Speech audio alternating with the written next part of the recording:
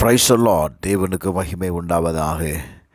ஆண்டவரும் இரட்சகருமாய் இருக்கிற இயேசு கிறிஸ்துவின் இணையற்ற நாமத்தினாலே இந்த கால வேளையில் உங்கள் யாவரையும் நான் வாழ்த்துகிறேன். இந்த நாளுக்கான தேவனுடைய வார்த்தை சங்கீதம் 90வது அதிகாரம் 15வது வசனம்.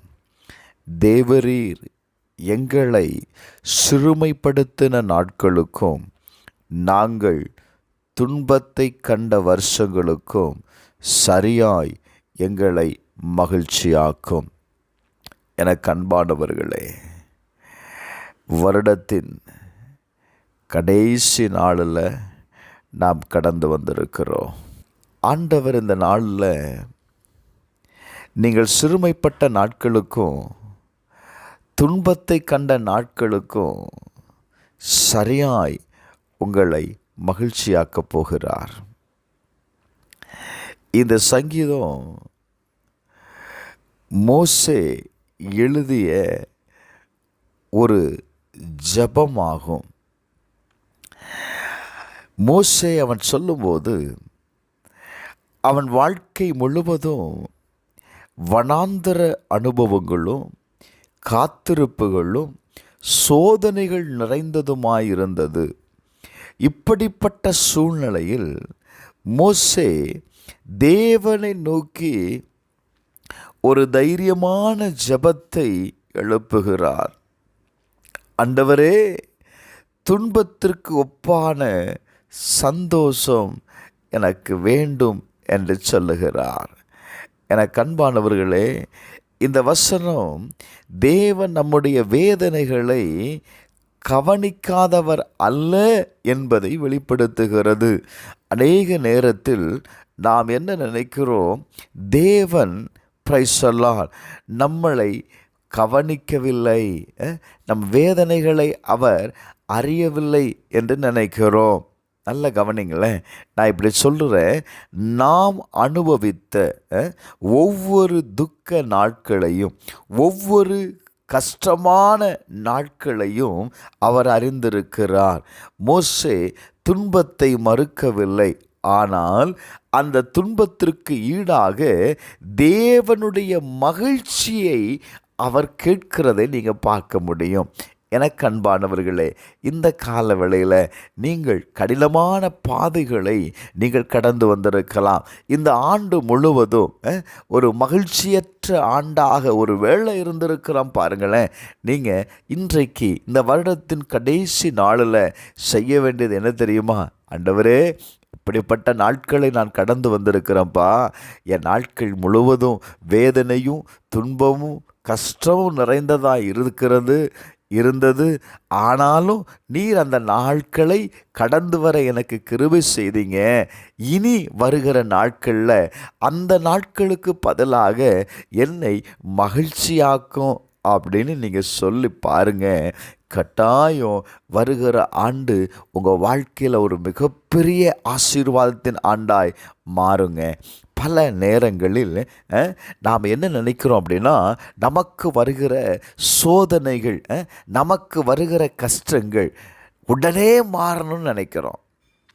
ஆனால் பாருங்கள், தேவன் ஏன் நம்முடைய வாழ்க்கையில் அந்த சோதனையை, அந்த கஷ்டத்தை அனுமதிக்கிறார் தெரியுமா? அந்த சோதனையில் இருந்து நம்முடைய விசுவாசத்தை அவர் ஆழப்படுத்தி, பிரைஸ் தி லார்ட், நம்முடைய கேரக்டரை அவர் உருவாக்குறார். நான் இப்படி சொல்லுவேன், நாம் எப்பொழுதும் அவர் மீது சார்ந்திருப்பதை அவர் கற்றுக் கொடுக்கிறார். எல்லா சூழ்நிலைகள்லையும் நாம் தேவனை நம்பணும், தேவனை சார்ந்திருக்கணும், தேவனிடத்திலிருந்து பெற்றுக்கொள்ளணும் அப்படின்னு அவர் விரும்புகிறாருங்க. இந்த கால வேளையில் நான் என்ன சொல்கிறேன் தெரியுமா? பிரைஸ் தி லார்ட், தேவனுடைய நியமிக்கப்பட்ட காலத்தில் பிரைஸ் தி லார்ட் அவர் நம்முடைய துக்கத்தை சந்தோஷமாய் மாற்றுகிறார். இந்த 2026வது ஆண்டு உங்களுக்காக தேவனால் நியமிக்கப்பட்ட ஆண்டு. இந்த ஆண்டில் நீங்கள் மகிழ்ச்சியை பார்க்க போகிறீர்கள். 14வது வசனம் சொல்லுகிறது, நாங்கள் எங்கள் வாழ்நாளெல்லாம் களிகூர்ந்து மகிழும்படி காலையிலே எங்களை உமது கிருபையால் திருப்தியாக்கும். என அன்பானவர்களே, உங்கள் வாழ்நாள் முழுவதும் கர்த்தர் மகிழ்ந்திருக்க பண்ண போகிறார். ஹல்லேலூயா. நாம் செய்ய வேண்டியதெல்லாம் என்ன தெரியுமா? இன்றைக்கு ஒரு நிமிடம் நேரத்தை எடுத்து ஆண்டவர் உங்களுக்கு இந்த ஆண்டு பாராட்டின, உங்களுக்கு செய்த எல்லா நன்மைகளுக்கும் நன்றின்னு சொல்லுங்கங்க. நீங்கள் நன்றின்னு சொல்லுங்க. ஆண்டவரே, அது வேதனையாக இருக்கலாம், அது கஷ்டமான பகுதியாக இருக்கலாம், எல்லா சூழ்நிலையிலையும் தேவனுக்கு நீங்கள் நன்றி சொல்லுங்களேன். நீங்கள் நன்றின்னு சொல்லும்போது ஆண்டவர் புதிய ஆண்டை உங்களுக்கு ஒரு மகிழ்ச்சியின் ஆண்டாய் மாற்றி தருவார். ஹல்லேலூயா. நீங்கள் அனுபவித்த அல்லது நீங்கள் கடந்து வந்த துன்பம் அது வீண் அல்ல. நீங்கள் வடித்த கண்ணீர் அது வீண் அல்ல. தேவனுடைய சமூகத்தில் அது மறக்கப்படவில்லை. தேவன் உங்கள் துக்கத்தை மகிழ்ச்சியாக மாற்ற வல்லவர். ஆமென் சொல்லுங்களேன். உங்கள் துக்கம் சந்தோஷமாய் மாறும். நான் மறுபடியும் சொல்கிறேன், உங்கள் துக்கம் இந்த ஆண்டு முடிவில் சந்தோஷமாய் மாறப்போகிறது. 2026வது ஆண்டு நீங்கள் எதிர்பார்க்கிற ஆசீர்வாதத்தை, எதிர்பார்க்கிற மகிழ்ச்சியை கர்த்தர் உங்களுக்கும் உங்கள் குடும்பத்திற்கும் கொடுப்பாராக. செபிப்போமா? எங்கள் அன்பின் பரலோக பிதாவே, எங்கள் துக்க நாட்களையும் எங்களுடைய சோதனை நாட்களையும் நீர் அறிந்திருக்கிறீரப்பா.